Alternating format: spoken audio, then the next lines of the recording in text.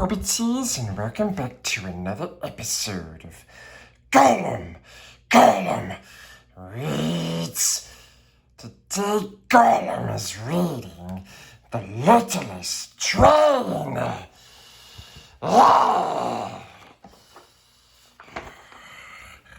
In a small room down a short flight of stairs, there lived a little train. He spent his days circling a tiny town. It was the only neighborhood he had ever known. One day, the ground shook and a shadow appeared overhead. It could only mean one thing. Mr. Fingers was back in town. This time, Mr. Fingers knocked over the crane, which bumped the train, who fell down, and into a brand new world. The little train spotted a tunnel, and it was time to explore. Cheese! Mouses! Bugsies! Hence, the world beyond seemed vast and strange, until the little train spotted something familiar in the distance. It was the biggest train he had ever seen. Mighty Max steamed up and offered a ride. "Hey there, little one," he rumbled.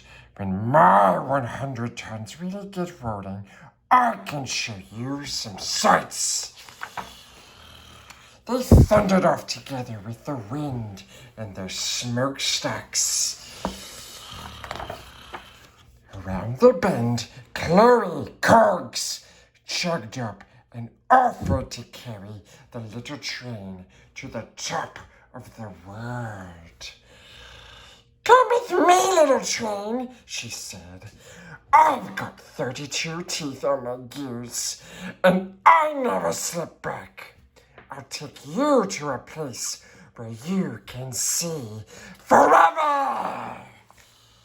Forever looked wonderful, but the little train realized there was one thing he could not see: his home. Luckily, Sarah's speedster was nearby. "Hop in," she said.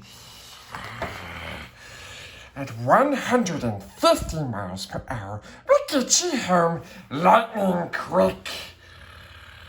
Yes, Sarah's speedster raced as far and as fast as she could. But everything zoomed by in a blur, precious, and the little train could not spot his home. By the time they arrived at the switching yard, the sun was getting low. Mr. Fingers would surely have noticed that the little train was missing. Farley Fraser had an idea. He traveled far and wide to deliver goods, so he knew of a place where the little trains lived. "All aboard!" he whistled. "Oh, traveling in the night time. Taxis, delivery." Finally, the little train did not feel so little anymore, but he had no trucks, no trees, and no table, and he missed his new friends. Then the little train saw a familiar shadow. "Mr. Fingers!"